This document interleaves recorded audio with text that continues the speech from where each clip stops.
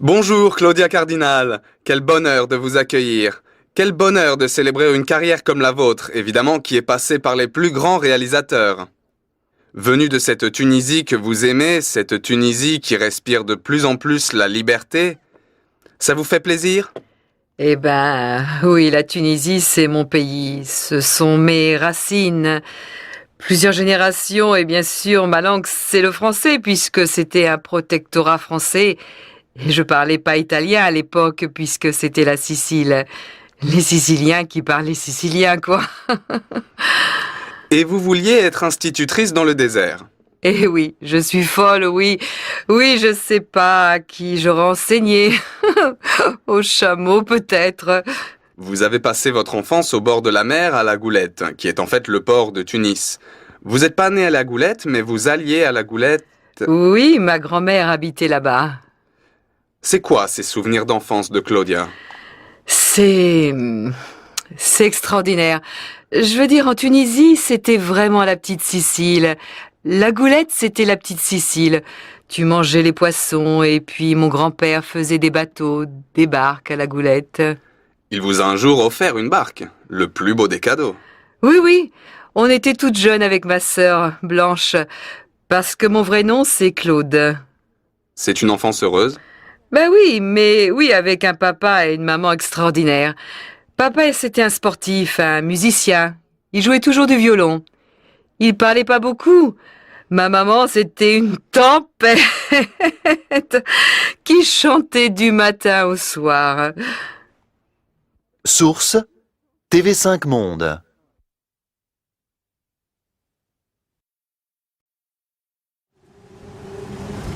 Bonjour mesdames, vous avez vu le film ? Alors, vous l'avez trouvé comment ? Oh, très drôle. On a bien ri. C'était très drôle. C'est très drôle. Très plaisant. Vous avez vu le temps passer ou pas ? Du tout, du tout. Pas du tout. J'ai vécu 22 ans dans le Nord et j'ai épousé quelqu'un du Nord et donc Oui. j'ai adoré. Très amusant. Très sympathique. Et c'est le Nord. Je suis pas du Nord, hein? Mais vous connaissez les gens du Nord ? Oui, tout à fait. C'est exactement ça. Ah oui. Danny Boom est extraordinaire. Il saisit exactement l'accent. Il en fait pas un peu trop ? Là, je trouve pas qu'il en fasse trop. Non, il en fait pas trop. Ma fille m'a demandé d'aller voir d'abord moi pour emmener ses enfants qui ont 13 et 9 ans. Et j'ai dit oui, tout à fait. Il n'y a rien de choquant. Vous avez vu le film ? Bon alors, vous l'avez trouvé comment ? Formidable, j'ai pleuré de rire. Vous êtes du Nord ? Non, je suis parisienne. Est-ce que vous avez reconnu les gens du Nord dans ce film ? Oui, tout à fait. Des fois, je comprends pas le langage même. C'est pas trop un cliché. Peut-être un petit peu. Et Danny Boone, est-ce qu'il en fait pas un peu trop ? Non, pas trop. Il est sympa. Ça donne envie d'aller dans le Nord. En fait, je pense que Danny Boone, il a obtenu ce qu'il voulait, à savoir faire la promotion de sa région. Je pense que les gens qui sortent de ce film se disent « On a envie de prendre un billet pour aller dans le Nord et d'aller voir comment c'est parce que les gens ont l'air vraiment très très chaleureux. » Donc, quelque part, mission accomplie. Ben, c'est super. Ben, merci.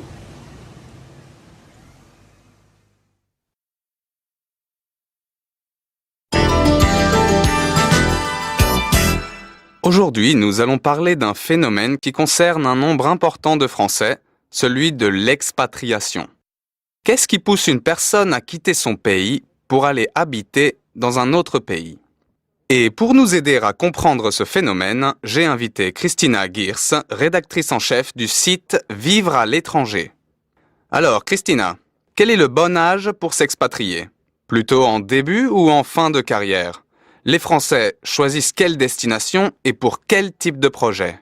Les jeunes sont-ils toujours ceux qui se déplacent avec le plus de facilité ? Oui, ce sont les jeunes âgés de 20 à 30 ans qui sont les plus mobiles. Il y a d'abord les étudiants, dont les déplacements sont facilités grâce au programme d'échange de type Erasmus, mais aussi les jeunes travailleurs qui peuvent séjourner dans un pays grâce au VIE. Le sigle veut dire Volontariat international à l'étranger.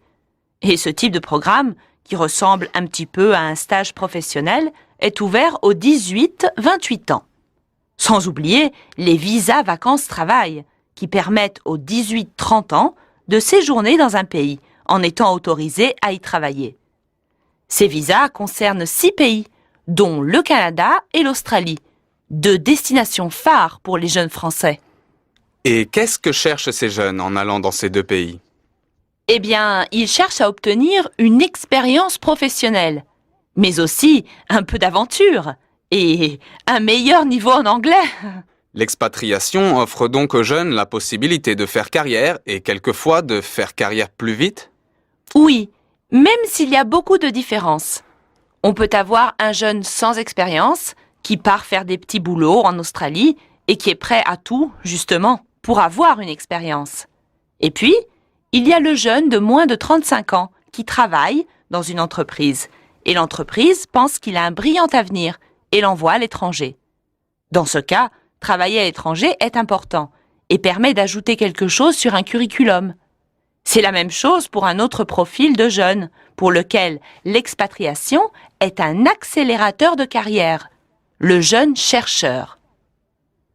Beaucoup de jeunes qui veulent faire de la recherche sont attirés par les États-Unis parce qu'ils savent qu'ils auront un meilleur salaire et de meilleures conditions de travail.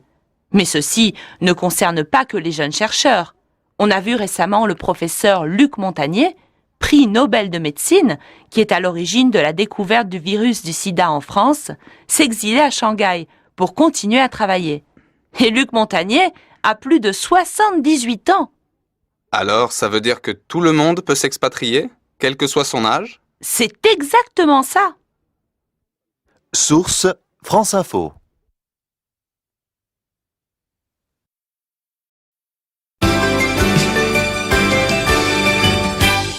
La navette spatiale Atlantis vient de voyager dans l'espace pour la dernière fois. Après 40 années et 135 vols en orbite, les navettes américaines, qui ont transporté 350 passagers de 16 pays différents et survécu à 2 terribles accidents, eh bien, les navettes spatiales sont aujourd'hui à la retraite. Quel est donc l'avenir de la conquête spatiale ? Pour répondre à nos questions, nous avons invité Léopold Deyard, le dernier astronaute français à avoir volé à bord d'une navette américaine. C'était justement Atlantis. Bonjour Léopold Deyard. Alors, est-ce que les Américains ont trouvé tout ce qu'ils cherchaient en faisant ces vols ? Tout ce qu'ils cherchaient, je dirais oui et non. Plutôt non et oui. Au début, la navette était prévue pour remplacer les lanceurs classiques, donc les lanceurs de satellites. Elle devait faire un vol tous les 15 jours et la navette, ça devait vraiment être le taxi qui allait dans l'espace et emmenait les satellites. Donc ça a été un échec, puisque la navette, au lieu de voler une fois tous les 15 jours comme c'était prévu au départ, elle a volé 4 ou 5 fois par an depuis sa construction. Mais elle a une autre réussite. C'est une très grande avancée technologique. C'est la première fois qu'on faisait un avion spatial. Et puis ensuite, elle a été un outil pour la coopération internationale. Elle a permis de construire l'ISS, la Station Spatiale Internationale. En réalité, le sigle est en anglais. International Space Station. Est-ce que la conquête spatiale nous a appris des choses concrètes ? La conquête spatiale par les hommes, les vols habités donc, nous ont déjà appris qu'on pouvait quitter notre planète pour explorer l'univers, donc c'est déjà quelque chose d'important, puisqu'on n'en était pas si sûr il y a une 50aine d'années. Et puis, la conquête spatiale apporte aussi pas mal de choses pour les applications terrestres quotidiennes, et en particulier aussi pour l'observation de la Terre, des océans par exemple, et la connaissance de l'univers. Est-ce que le but final de la conquête de l'espace, c'est trouver d'autres habitants dans d'autres galaxies, sur d'autres planètes de notre système ? Je ne sais pas si c'est le but final, mais ça pourra y contribuer. Qu'est-ce qu'on fait quand on veut observer ? D'abord, on se donne les moyens, ensuite on se déplace et on va observer, et parfois on découvre par hasard en fait. Est-ce qu'on peut s'attendre à un tourisme de l'espace ? Moi, je crois pas trop à un tourisme spatial, au moins dans les décennies à venir. Pour pouvoir avoir un tourisme spatial, il faudrait avoir des coûts et puis aussi une sécurité qui soient bien meilleurs que ceux qu'on a aujourd'hui, avant de pouvoir lancer des gens qui paieraient leur ticket. Est-ce qu'on pourra aller habiter sur Mars ou sur une autre planète? Alors là, j'en suis persuadé, oui. Alors le problème est de savoir quand. À mon avis, pour Mars et les autres planètes, il faudra encore beaucoup de temps parce que les difficultés, les défis technologiques que l'on peut avoir pour faire un voyage martien ou un voyage vers d'autres planètes sont vraiment très importants. Également, les coûts sont très importants. Mais on y arrivera, c'est sûr. Mais je crois que dans l'avenir, à court ou moyen terme, on aura un retour sur la Lune avec des gens en permanence sur la Lune. Source France Info Junior.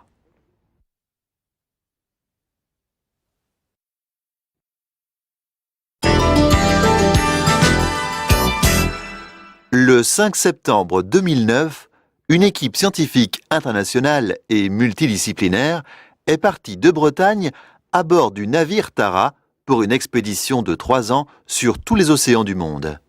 Avec un objectif, étudier les écosystèmes océaniques nécessaires à la vie sur Terre afin de nous donner une meilleure opportunité de les protéger. Mais pour mieux comprendre l'aventure de Tara, je vous propose de réécouter une interview de Christian Sardet, le biologiste de l'expédition, réalisée quelques jours avant le départ. Tara Océan, c'est 3 ans d'expédition scientifique, avec au programme l'exploration des mers du monde. Pourquoi allez-vous participer à ce voyage? C'est une longue histoire. Je suis l'un des responsables du projet avec 2 autres membres de l'équipage. Au début, le projet avait comme objectif d'étudier les découvertes faites par Darwin. Après, j'ai rencontré l'équipe de Tara Expédition et nous avons finalement préparé un vrai projet pour étudier les océans et en particulier l'un de ses éléments les plus précieux, le plancton. Le plancton, tout le monde en parle. Mais qu'est-ce que c'est exactement? Le mot plancton veut dire errer en grec ancien. Homère disait plankton. Le plancton est constitué d'organismes de petite taille ou microscopiques. C'est l'ensemble des végétaux et des animaux qui se déplacent dans les océans poussés par les courants. Parce que s'ils peuvent faire des mouvements limités, ces organismes ne sont pas capables de nager contre le courant, ils sont portés par les courants. C'est pour cela qu'ils errent dans la mer, comme le disaient les Grecs. Et pourquoi est-ce que le plancton, c'est important? Parce que c'est la base de l'alimentation de toutes les créatures qui vivent dans la mer. Et puis parce que le plancton, comme les forêts sur la Terre, contribue à fournir l'oxygène dont nous avons tous besoin pour vivre. Le problème, c'est que le plancton semble en diminution régulière depuis une vingtaine d'années et c'est extrêmement préoccupant. Donc, il faut protéger les océans comme les forêts. Donc, vous êtes un expert du plancton. La vérité, c'est que je ne suis pas moi-même un spécialiste du plancton. J'ai néanmoins acquis une connaissance générale. Après 30 ans de recherche, et l'Observatoire de Villefranche-sur-Mer, où je travaille, avait une grande compétence dans ce domaine. Donc, cette expérience est idéale pour moi. Quel est votre rôle à bord du navire Tara? Je suis surtout chargé de la communication du projet, en étroit rapport avec l'équipe de Tara Expédition. Je vais ainsi me consacrer à la réalisation d'une série de vidéoclips destinés à faire découvrir la faune et la flore océanique au grand public, en utilisant des sites, des films, des projections. Ce sont des choses que j'ai toujours fait. J'ai déjà réalisé des films, des DVD et des dessins animés. Et puis je ferai aussi mon travail de chercheur. En tant que biologiste, qu'attendez-vous de cette expédition? Beaucoup. Cette expédition est une formidable aventure qui permet à des biologistes, des océanographes et des écologistes d'explorer ensemble l'extraordinaire complexité du vivant dans les océans avec les meilleures méthodes d'analyse et des technologies de pointe. Et puis c'est aussi une rare opportunité pour les mêmes équipes que de pouvoir utiliser les mêmes méthodes d'observation et de mesure sur une longue durée, un long trajet, et de pouvoir travailler dans un grand nombre de provinces océaniques. C'est un peu un complément de ce que font les navires océanographiques qui partent pour de brèves périodes explorer des endroits différents et où les équipes ne travaillent pas ensemble. 3 ans d'expédition, c'est long. Comment vous organisez-vous à bord?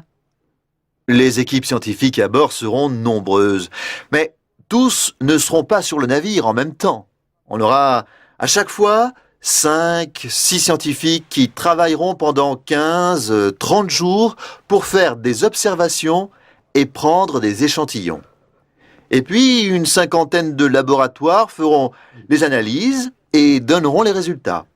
Mais en dehors de son importance scientifique, cette expédition est aussi une aventure humaine, multiculturelle et, disons-le, multigénérationnelle, parce qu'il y a des gens de toutes les origines et de tous les âges.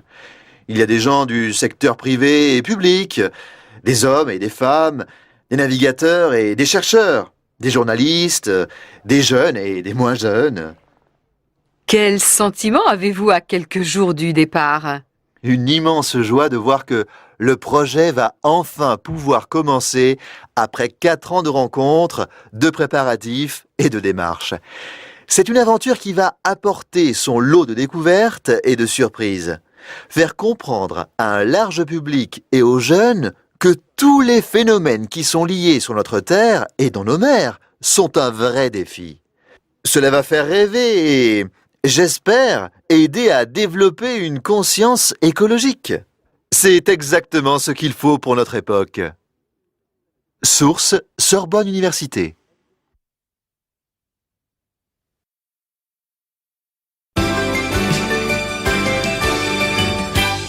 Aujourd'hui, nous accueillons le rappeur Soclac pour la présentation de son nouvel album Mao Airlines. Bonjour Soclac. Mao Airlines, c'est un beau titre pour un album. Mao, ça vient du chat, bien entendu. Vous aimez les chats? Oui, j'aime beaucoup les chats. Donc Mao vient de là, et Airlines parce que c'est un voyage musical. Parfois, on a l'impression, quand vous êtes en train de rapper, que vous vous répondez vous-même. En fait, vous jouez plusieurs personnages, vous incarnez plusieurs voix, et c'est des voix qui se répondent. C'est presque un dialogue de film. Oui, c'est vrai qu'en écrivant tous les textes, des fois je peux me rappeler d'une scène de film où il y a Jean-Paul Belmondo, Jean Gabin, tous ces acteurs de cinéma qui avaient une manière de parler et de se comporter que j'ai toujours appréciée. Donc j'aime bien jouer avec la langue française, faire ce mélange entre l'argot actuel, les expressions de maintenant tout en préservant cet argot ancien. Et puis j'ai grandi principalement à Montreuil, près de Paris. Ça se sent aussi dans le disque parce qu'il y a l'utilisation d'un patois montreuillois, entre guillemets, parce qu'on a une certaine manière de parler à Montreuil, assez influencée par les différentes vagues d'immigration. C'était comment l'ambiance à Montreuil? Je suis arrivé à 10 ans à Montreuil. En fait, je voyais qu'il y avait des tags dans la rue. C'était vraiment la grande époque du graffiti à Paris. Et vous avez intégré aussi la culture hip-hop dans laquelle vous avez été à fond, puisque vous étiez graffeur. Le nom Soclac vient de là. Ça a d'abord été un nom de graffeur, avant de devenir un nom de scène. J'ai commencé par les graffitis en 1993. J'ai fait mes premiers tags et de là, peu à peu, j'ai rencontré les acteurs du hip-hop qui faisaient du graffiti et de la musique. Ça a été une vraie inspiration. Bon, ça m'a amené à dessiner et à gagner ma vie avec la peinture. Et puis après, j'ai fait de la musique. On vous appelle souvent le Gavroche du rap. Gavroche, tout le monde le sait, c'est un célèbre personnage de l'écrivain Victor Hugo, un enfant des quartiers populaires de Paris qui meurt en se battant pour la liberté. Vous aimez ce nom? C'est un beau nom, car ce qui me fait avancer, c'est ne pas accepter le monde comme il est, être libre, être en colère, lutter contre les injustices. Source: France Info, Culture d'été.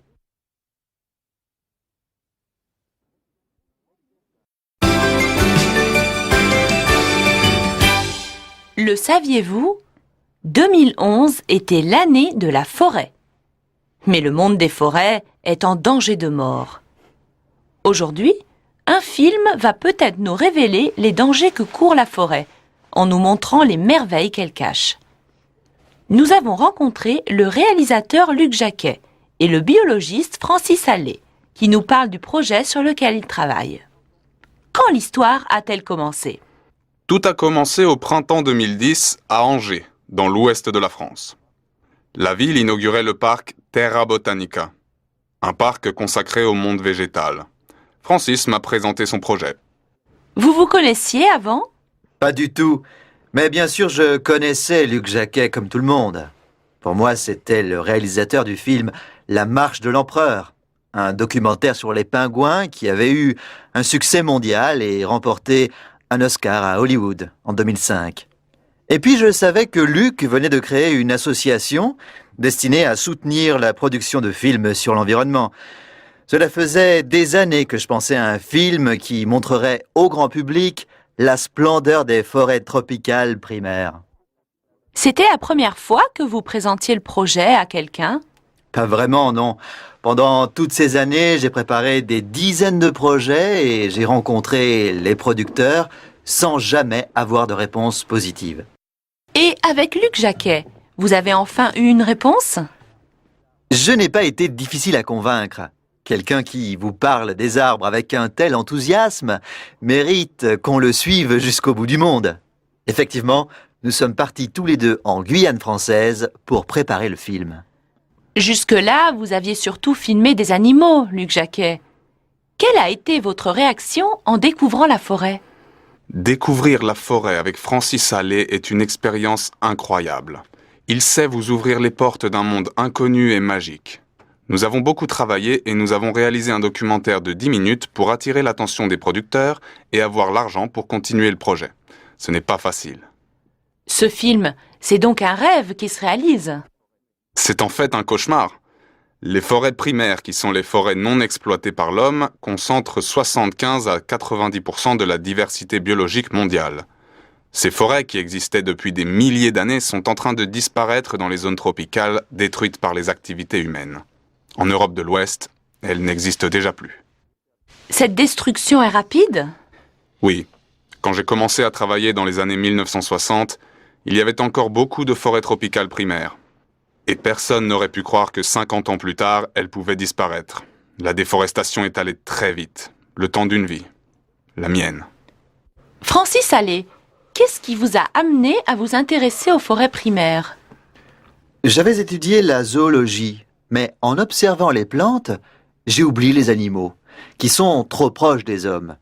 Le monde végétal est au contraire un mystère, c'est ce qui le rend particulièrement fascinant. L'autonomie des arbres est étonnante, il ne leur faut que du soleil, de l'eau et du gaz carbonique. Ils n'ont même pas besoin de bouger, et ils ont encore moins besoin des hommes. Vous avez eu le coup de foudre tout de suite pour les forêts? En réalité, cet amour pour les arbres, j'ai découvert en allant sur le toit des forêts, dans ce que l'on appelle la canopée. La canopée, c'est un paradis entre ciel et terre. Et qu'est-ce que c'est que la canopée? C'est le vrai visage de la forêt.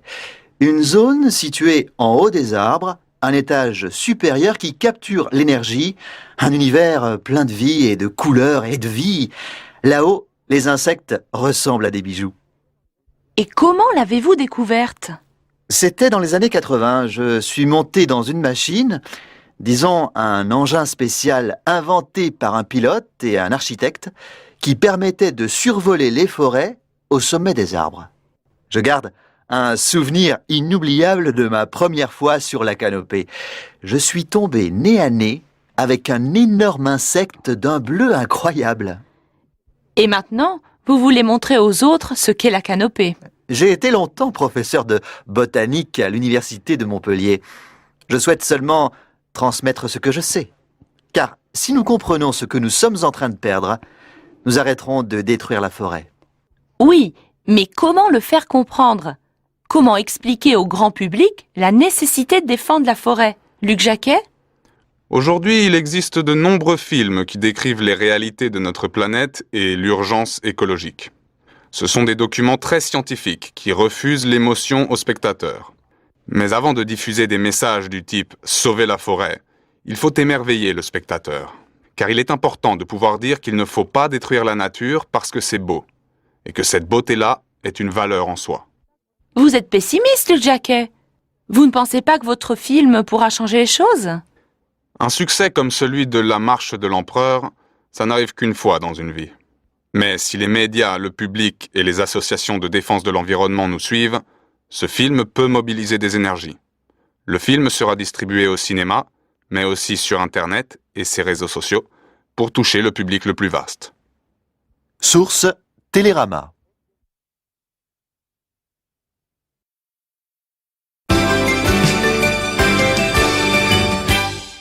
La Harry Potter Mania dure depuis plus de 10 ans. Les fans ont grandi avec leur héros. Mais le dernier film de la série vient de sortir. Et nous nous sommes demandé, quand la saga s'arrête, que se passe-t-il? Pour répondre à cette question, nous avons invité Éric Auriacombe, pédopsychiatre, psychanalyste et auteur de l'essai Harry Potter, l'enfant héros, publié l'année dernière. Il va nous expliquer pourquoi le sorcier à lunettes provoque tant de passion, s'il est un bon exemple pour la jeunesse et comment lui dire adieu. Docteur, comment expliquer que les jeunes lecteurs et les spectateurs de la saga s'attachent à ce point au personnage de Harry Potter? Harry est un enfant maltraité, quasi dépressif. Harry Potter a des secrets qu'il lui est difficile de faire remonter à la conscience. Ces personnages sont fréquents en littérature, où l'on trouve souvent des enfants orphelins et maltraités qui parviennent, à l'aide d'un peu de magie, à devenir adultes. Les contes montrent des situations, des actes que les enfants redoutent ou souhaitent, et ils proposent aussi des solutions que l'enfant peut découvrir, voire s'approprier par identification. La situation de Harry est particulièrement significative. À l'âge d'1 an, il a vécu une situation traumatique, un accident de voiture, dans lequel ses 2 parents sont morts. En réalité, pour les sorciers, ils auraient été tués par le terrible magicien Voldemort. Quoi qu'il en soit, orphelin, il est recueilli par son oncle et sa tante qui le maltraitent. Quelle est la spécificité de la saga de Harry Potter par rapport à, disons, Le Seigneur des Anneaux ou Twilight? Potter grandit d'une année à chaque nouveau volume, ce qui est rare dans la littérature enfantine. L'un des éléments de son succès est sans doute lié au fait que le héros prenne de l'âge en même temps que ses lecteurs. Potter, en effet, est un garçon presque ordinaire. La preuve, il va à l'école. Certes, il y va pour apprendre la magie, mais il a des devoirs et il doit passer des examens. Cela veut dire que Harry aiderait à faire grandir ses lecteurs? Oui, les enfants ont besoin de héros quand ils ne trouvent pas dans la vie quotidienne les modalités de réponse à leurs questions fondamentales. Quand les enfants s'aperçoivent que les premiers héros de leur vie, c'est-à-dire leurs parents, ne sont pas infaillibles, ils cherchent ailleurs, dans les histoires, et donc les personnages des histoires. Qui, quelquefois, ne sont pas trop différents. C'est ça. Harry Potter est un personnage attachant précisément parce qu'il n'est en rien un super-héros. Il ressemble à tous les enfants qui peuvent ainsi s'identifier à lui plus facilement. C'est un personnage sympathique. L'aventure lui arrive sans qu'il prenne beaucoup d'initiative, et il se dévalorise. Quand il échappe au pire, il pense qu'il a eu de la chance, ou que ce sont les autres qui l'ont aidé. Et puis, et c'est très important, comme il grandit au fil des différents romans, la problématique se déplace du grand enfant naïf vers celle de l'adolescent rebelle. En somme, il traverse même une crise adolescente en même temps que ses lecteurs. Il évolue en fonction du temps, découvre le monde des adultes. Selon une étude américaine, sur 4000 cas, 10% de lecteurs d'Harry Potter présentent des signes de dépendance. C'est grave? Parler d'addiction me paraît très exagéré. Il n'y a pas de réelle dépendance à un produit. Je préfère dire qu'il s'agit d'une passion de lecture, dans laquelle s'installe une forme d'amour pour les personnages et leur univers. Le destin du héros devient ainsi fondamental pour le lecteur ou spectateur. Dans ce cas, comment expliquer cette impression de dépendance et de manque? Elle me paraît liée à plusieurs facteurs. D'abord, il s'agit d'une œuvre qui se déploie en 7 volumes et 8 films. La résolution de l'énigme, qui est vraiment Harry Potter, devient ainsi un but lointain et un véritable défi de lecture. Ensuite, et cela constitue l'aspect le plus original, Madame Rowling a programmé la parution de chaque volume sur une dizaine d'années. Comment les fans de Harry Potter peuvent-ils lui dire adieu alors? La fin de l'aventure implique un processus de deuil.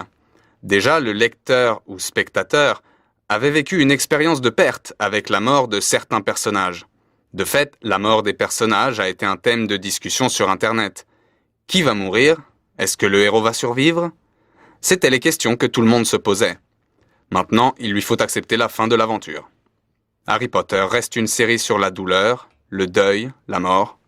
Mais le message de Rowling reste optimiste et positif, car le mal est vaincu et Harry survit à ses épreuves. Source première.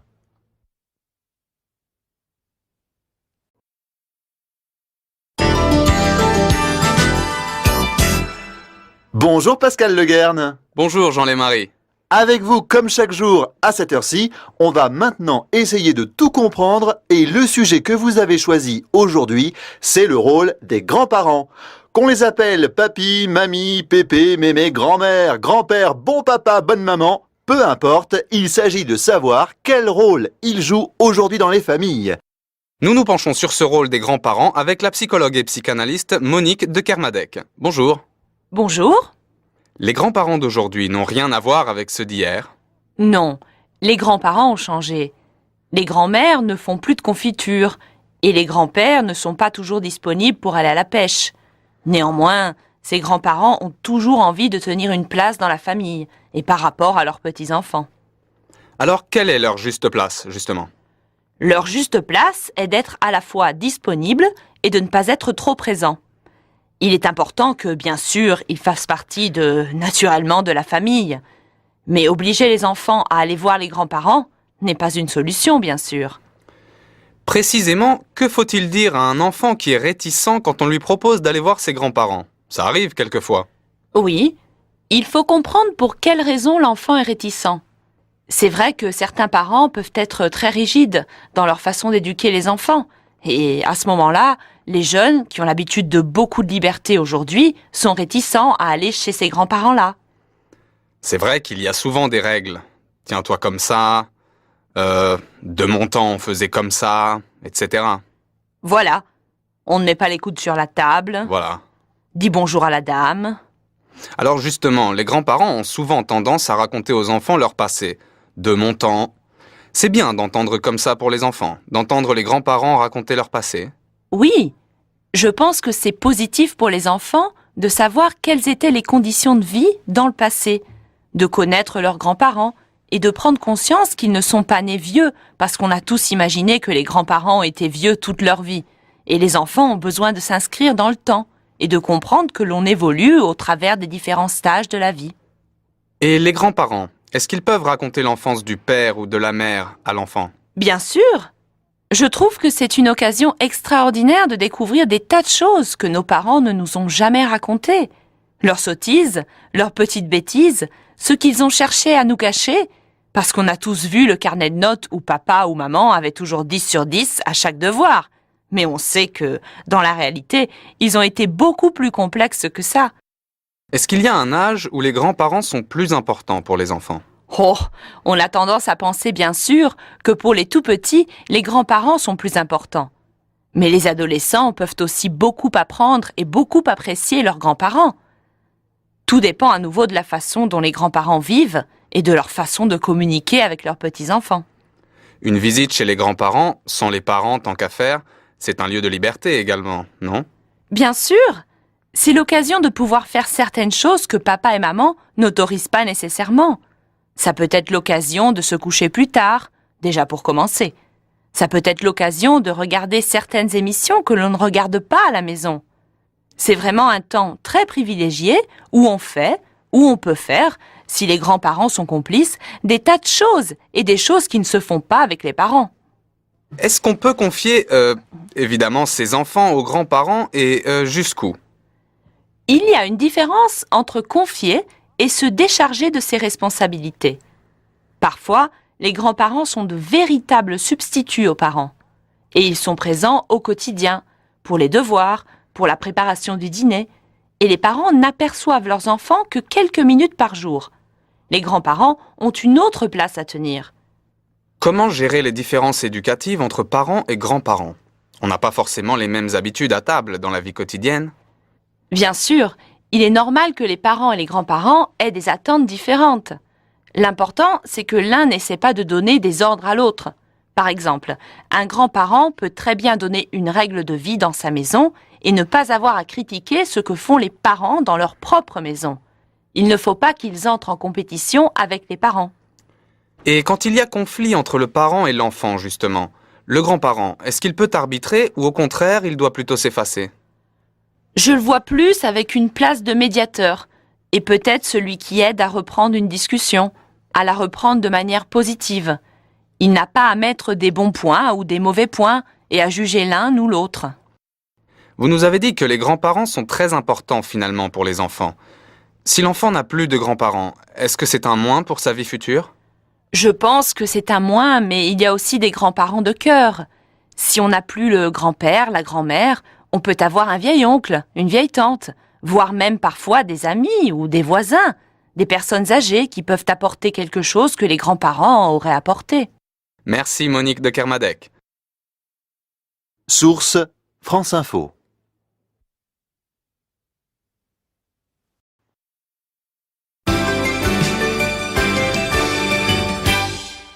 L'étude menée sur 31 pays du continent européen s'est intéressée aux élèves de 15 ans, ceux qui sont proches de la fin de scolarité obligatoire. Et malgré des progrès réalisés dans certains pays, le résultat n'est pas encore là, puisqu'en moyenne européenne, près d'un élève sur 5 ne sait pas lire correctement. Mais si les résultats diffèrent d'un pays à l'autre, les catégories d'élèves ayant des lacunes sont les mêmes selon Anne Houtman, qui représente en France la Commission européenne. D'abord, les garçons sont plus touchés que les filles. Et puis aussi, ça on pourrait s'y attendre, des catégories sociologiques moins favorisées et aussi des enfants dont la langue maternelle n'est pas le français, par exemple. En France, alors, 8 pays, par exemple, mettent à disposition des spécialistes qui peuvent aider les élèves et les professeurs qui ont des difficultés. En France, il y a aussi, par exemple, une initiative qui s'appelle « Lire et faire lire », à travers un système de volontariat de personnes au-dessus de 50 ans qui vont lire avec des enfants après l'école. Mais à ce jour, la France, qui est à peu près dans la moyenne communautaire, c'est-à-dire autour de 20%, la France est parmi les pays qui ont un gros effort à faire. Mais il y a pire. Par exemple, certains pays qui ont jusqu'à 40%. Mais il y a plusieurs pays qui, sans atteindre le 15%, sont meilleurs que la France, comme par exemple les Pays-Bas. Au début de l'année, les 27 ministres de l'Éducation ont fixé l'objectif d'ici à 2020 de ramener le taux d'élèves en difficulté sur la lecture en dessous de 15%. Chaque pays devra trouver des solutions comme l'aide aux professeurs, l'enseignement par petits groupes, l'utilisation de nouveaux matériels tels que les magazines ou les sites Internet. Source France Info.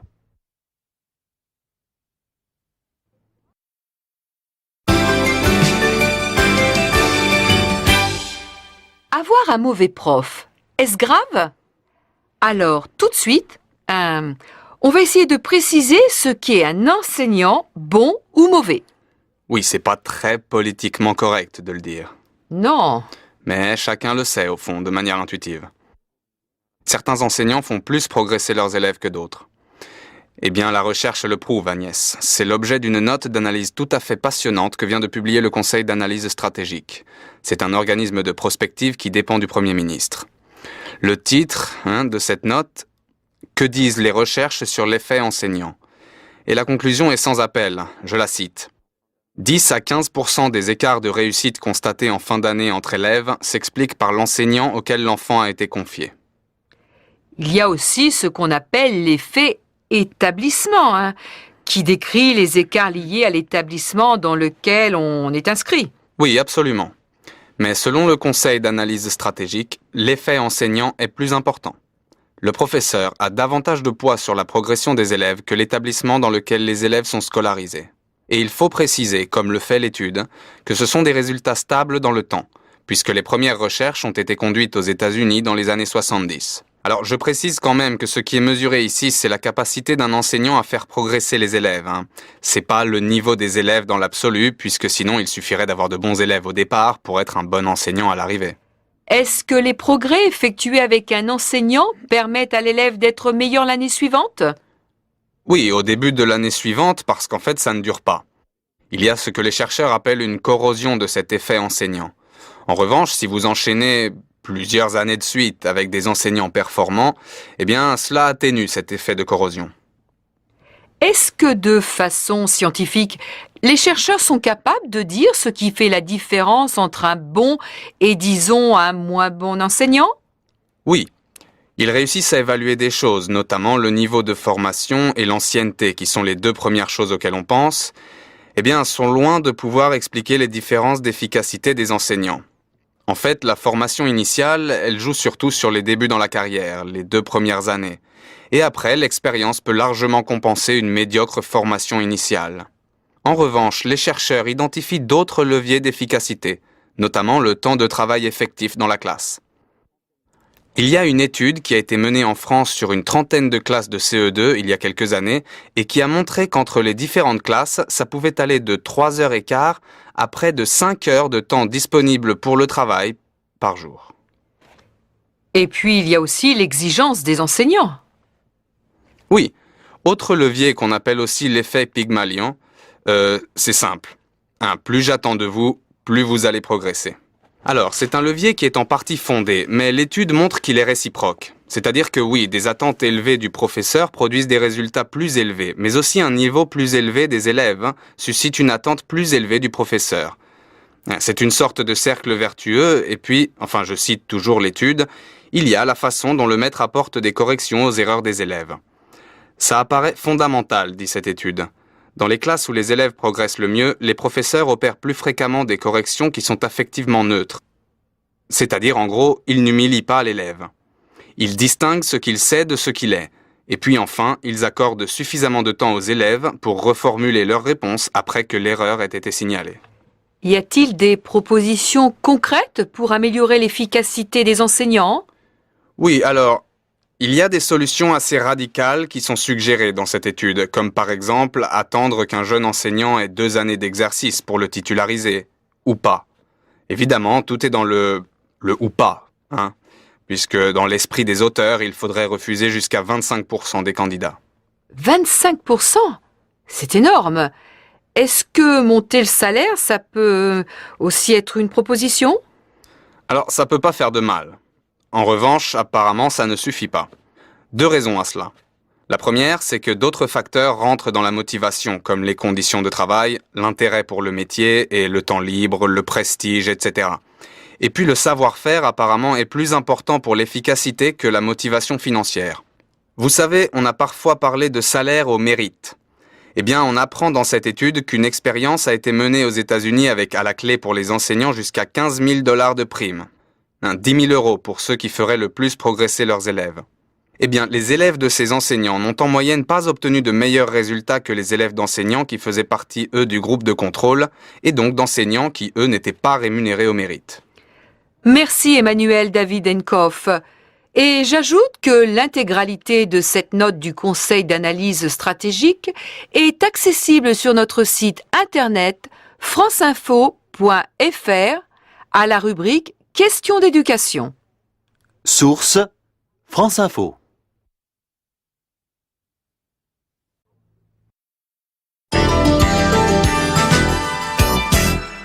Alors, on est en plein dans les nuits des étoiles, pour lesquelles tous les centres d'astronomie, les clubs, les observatoires ouvrent en ce moment leurs portes pour initier le public à l'observation du ciel. Alors, Serge, ça va permettre d'observer notamment les fameuses étoiles filantes du mois d'août qui sont à l'origine de ces manifestations. Ces étoiles filantes, c'est les Perséides. Effectivement, en principe, on les voit passer à côté de la Terre tous les ans, mais cette année, non, Marie-Odile, vous ne verrez pas ces étoiles filantes pendant ces fameuses nuits des étoiles organisées par l'Association française astronomique. Vous ne verrez probablement pas les Perséides, parce qu'on sera en période de pleine lune. Et en plus, c'est autour du 12 août, en fait, les Perséides, hein? Actuellement, nous sommes au premier quartier. Alors ça vaut le coup, effectivement, d'aller dans ces clubs d'astronomes amateurs parce que le premier quartier de lune, c'est absolument magnifique à regarder dans un télescope. Regardez le premier quartier de lune à travers un instrument comme ça, c'est absolument magnifique. Ça vous occupera les premières heures de la nuit, du crépuscule jusqu'à minuit, 1h du matin. Et après, vous pourrez, quand la lune sera couchée, observer ce qu'on appelle le ciel profond, c'est-à-dire des nébuleuses, des galaxies, des étoiles lointaines. Donc, les nuits des étoiles ont été bien organisées cette année pour qu'on puisse à la fois profiter d'un spectacle très facile à voir, très spectaculaire, la lune, et ensuite, plus loin dans la nuit, un spectacle plus lointain. Et puis, bien entendu, la Voie lactée. Mais attention, à condition évidemment que vous ayez choisi un endroit en France, un club, un observatoire, une association qui se trouve en pleine campagne. Sans pollution lumineuse. Sans pollution lumineuse, évidemment. Un grand merci, Serge. Source France Info.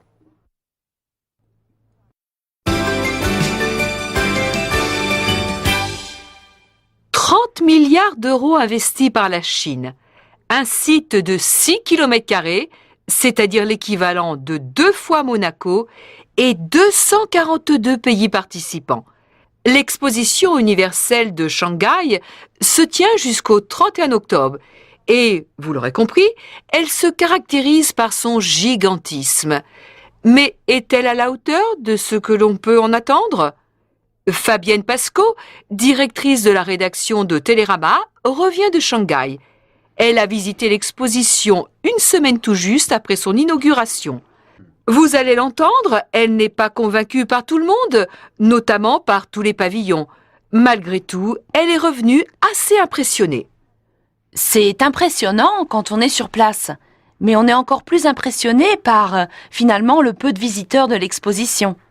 Je pensais voir des foules et des foules et des foules au guichet. Et finalement, non, il y avait peu de monde.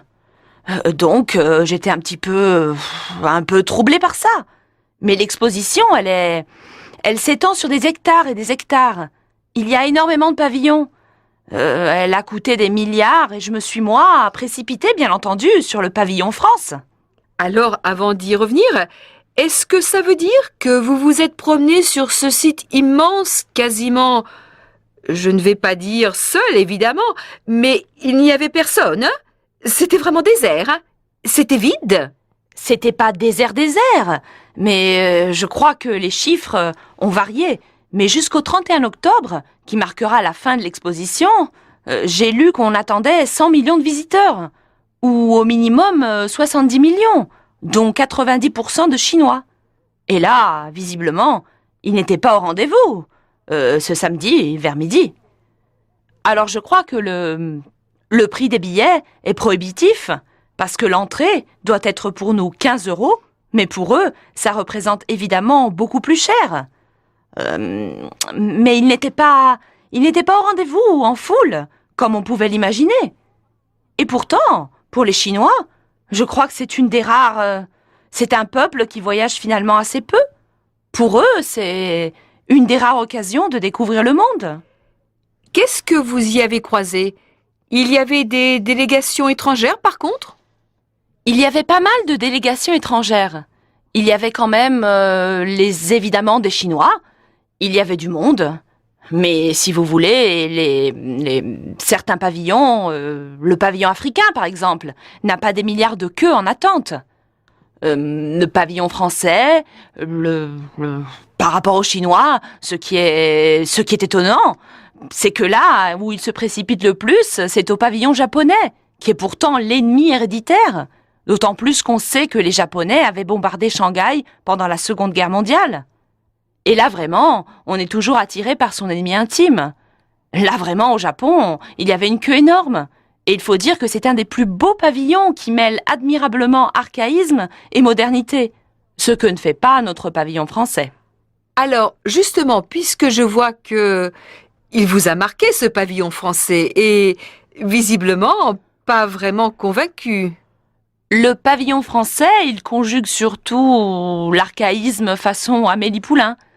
Donc c'est un petit peu décevant. D'abord, quand on arrive, il n'est pas très très beau. Moi, je trouve que cette résille en marbre blanc évoque plutôt les constructions de l'islam médiéval que français. Et quand on y rentre, alors c'est une immense balade. On monte en haut, puis après on descend.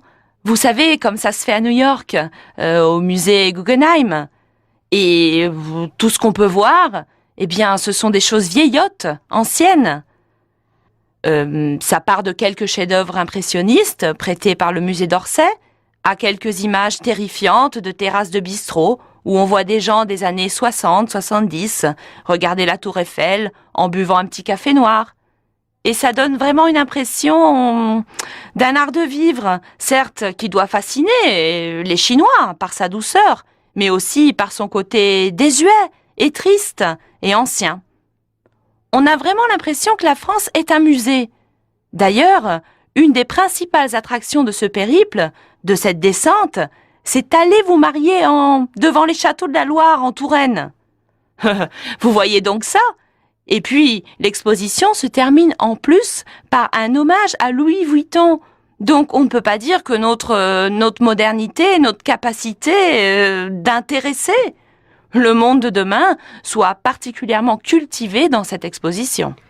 Donc, à vous entendre, j'ai l'impression que c'est non seulement une France patrimoniale, mais c'est aussi une France pleine de clichés, non? Qu'on a mis en avant.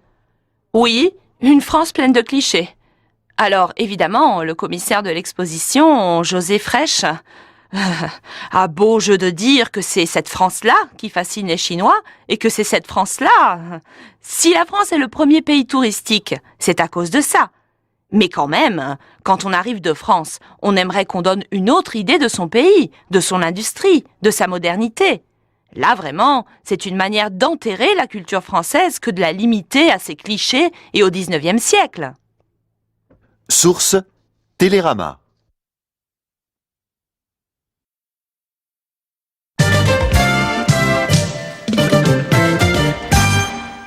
C'est notre planète. Bonjour Virginie Garin. Bonjour Stéphane, bonjour à tous. Alors, il faut le savoir, le monde compte aujourd'hui plus d'obèses que de gens qui ont faim. C'est une étude publiée par la Croix-Rouge. Il y a 1,5 milliard d'obèses sur la planète contre 1 milliard de gens mal nourris, Virginie. Le système alimentaire mondial, c'est tout simple, il débloque. Oui. Et ce qui est inquiétant, c'est que les deux catégories augmentent.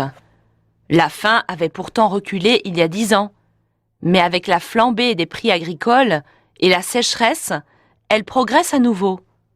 Alors, surtout, il ne faut pas penser qu'il y a, d'un côté, les obèses des pays riches, qui mangent trop de hamburgers, et de l'autre, les Africains rachitiques. Non, il y a de plus en plus d'obèses en Afrique. Dans les grandes villes, le mode alimentaire est copié sur le nôtre. Les jeunes mangent gras et sucré. À Ouagadougou, au Burkina Faso, une femme sur 3 est en surpoids. Et puis, l'obésité n'est pas forcément un signe de richesse. En Europe, aux États-Unis, elle touche souvent les catégories les plus pauvres. Donc, le système alimentaire mondial ne va pas très bien. Et selon la Croix-Rouge, ce n'est pas qu'on manque de nourriture, il y en a assez, mais elle est mal répartie, parfois gâchée. Et puis, il y a des aberrations. Aujourd'hui, les pays riches, pour nourrir leurs habitants, vont acheter des terres agricoles dans les pays pauvres. Selon un rapport d'Oxfam, publié hier, les terres accaparées par des compagnies chinoises, européennes, parfois françaises, ont représenté en 10 ans une surface équivalente à toute l'Europe de l'Ouest. Des terres achetées surtout en Afrique, comme l'Arabie Saoudite, qui va faire pousser des légumes en Éthiopie. Eh oui, en Éthiopie, et qui les réexporte chez elle, ou cette compagnie française qui cultive au Cameroun des agrocarburants qui servent ensuite à faire rouler nos voitures. Merci Virginie Garin. C'est notre planète. Vous le podcastez, c'est tout simple. Il n'y a qu'un seul endroit pour le faire. rtl.fr. Source RTL. Bonjour à tous et à toutes, comme chaque mercredi sur France Culture, nous sommes ensemble jusqu'à 14h30 dans notre émission « Pourquoi la météo paralyse-t-elle les villes des pays développés ?» C'est le sujet de Planète Terre cette semaine. Nous allons parler des intempéries de mars dernier en France. Vous vous souvenez? Toutes les villes du nord-ouest français ont été paralysées par la neige. Et l'ensemble de la presse s'est scandalisé. Comment ces conditions météorologiques ont-elles pu surprendre les pouvoirs publics de la 5e puissance économique mondiale? Paris bloqué à 10 jours du printemps, est-ce acceptable? Faut-il chercher un responsable? Alors pour en avoir le cœur net, Planète Terre vous propose de revenir sur ces journées de mars. Nous allons chercher des éléments de réponse avec Mathilde Gras-Lepoix, professeure à l'Université de Tours. Bonjour. Bonjour. Commençons par le commencement. Mathilde Gras-Lepoix, pouvez-vous reconstituer pour les auditeurs l'épisode météo de mars dernier, s'il vous plaît? Oui, alors, il y avait un temps plutôt doux sur l'ouest de la France, et puis une masse d'air froid s'est installée sur le nord. Et donc la rencontre des deux a provoqué des chutes de neige. Dans certains endroits, le phénomène se transformait presque en tempête, avec des vents très forts, ce qui explique la formation de congères. Alors on va profiter de votre présence pour comprendre mieux comment se forment les congères. On en parle chaque hiver dans les bulletins météo, mais pouvez-vous nous dire comment elles se forment? Bien, alors, il y a 2 éléments essentiels, 2 ingrédients si vous voulez, pour que les congères se forment. Le premier, c'est le vent, qui va donc transporter la neige. Deuxièmement, un obstacle. Alors cet obstacle, il peut être naturel, comme de la végétation, des arbres par exemple, et puis d'autres éléments comme des maisons, des barrières. Voilà ce qui peut contribuer à la formation des congères, qui sont comme des dunes de neige, si on peut utiliser cette expression-là. Pour préparer cette émission, je suis allé chercher les bulletins météorologiques de ces journées de mars, et j'ai vu que les conditions étaient définies comme exceptionnelles. Parler de phénomènes exceptionnels, c'est un peu subjectif. Dans le domaine scientifique, ce sont des événements qui font souvent partie du quotidien, mais ici, certainement, ce qui fait la différence, c'est l'importance du phénomène du point de vue géographique. Oui, en fait, il neigeait sur un tiers de la France. Oui, c'est ça. Mathilde Gras-Lepoix, êtes-vous surprise que la France ait été aussi surprise par cet événement climatique? Parce que tout le monde a été surpris. Les Français étaient indignés aussi.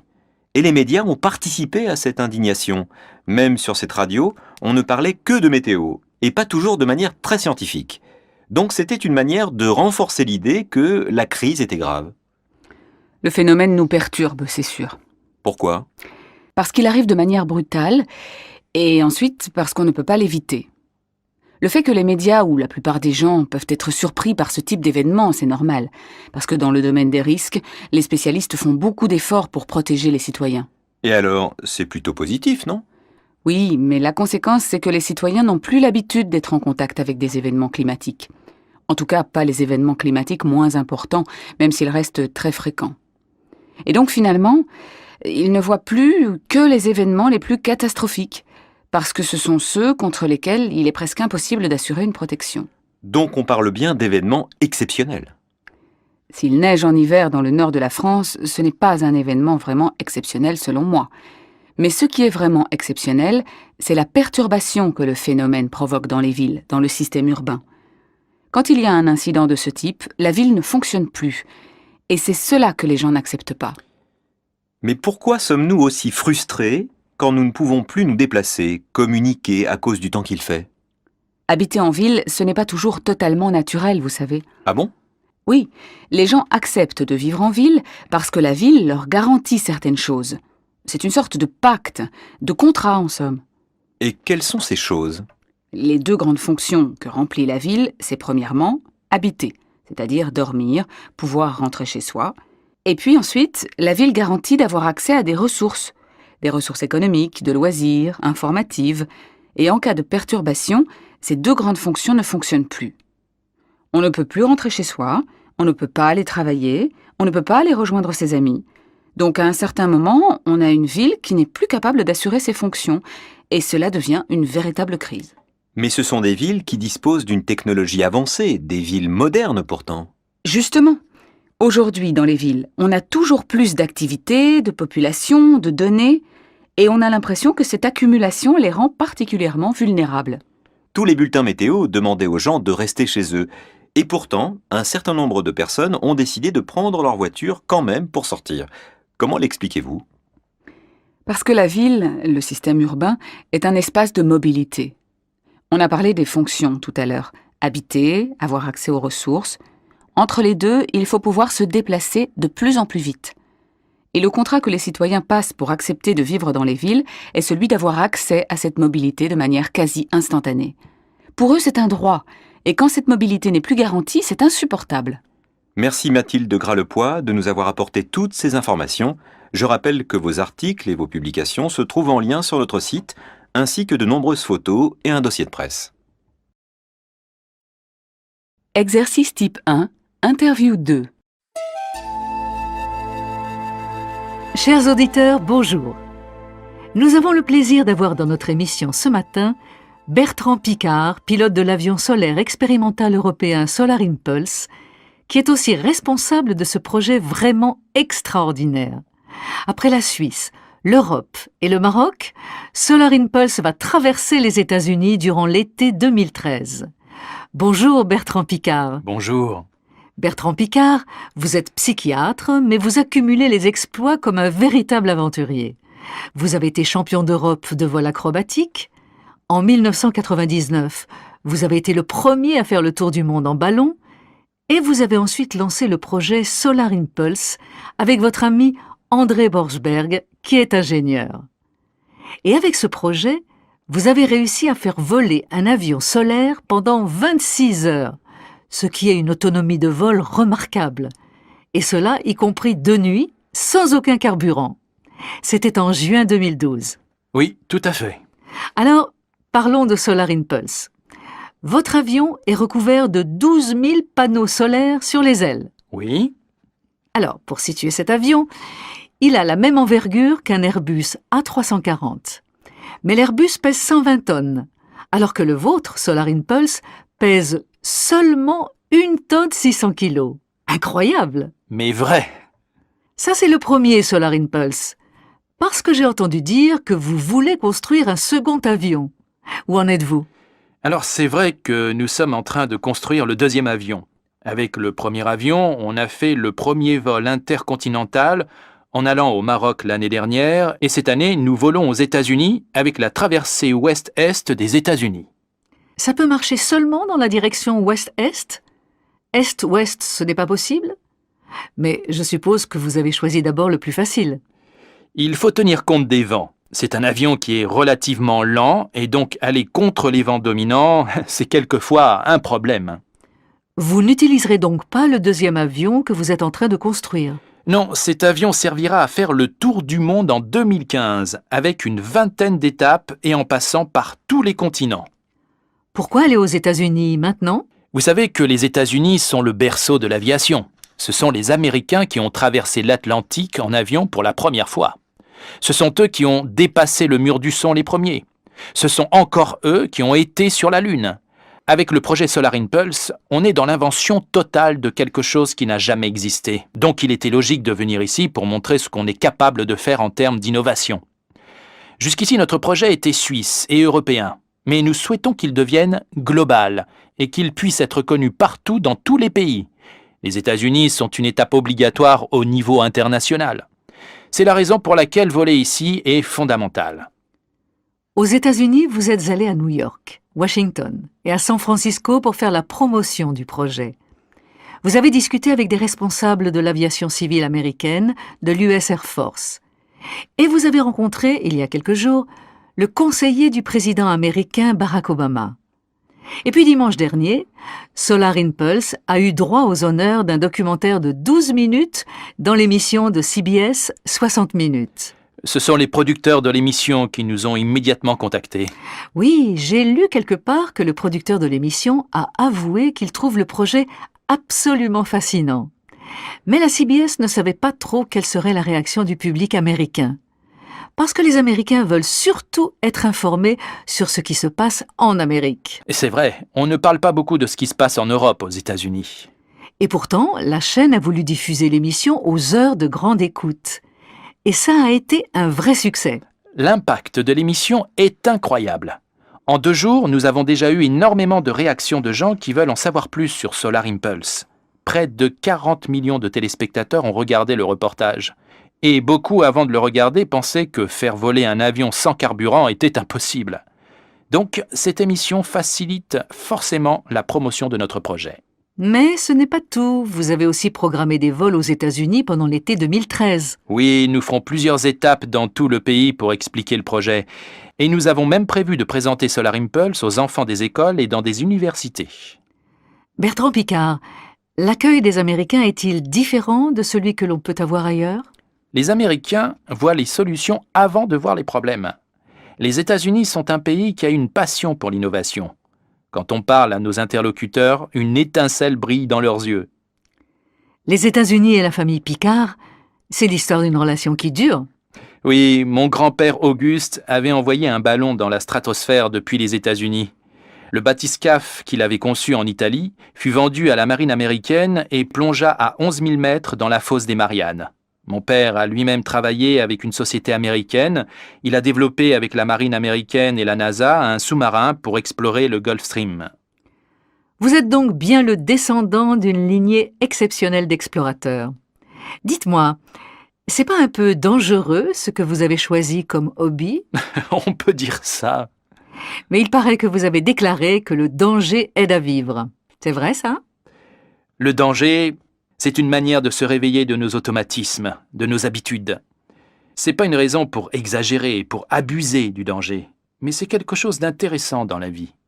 Merci Bertrand Piccard, et bon vol!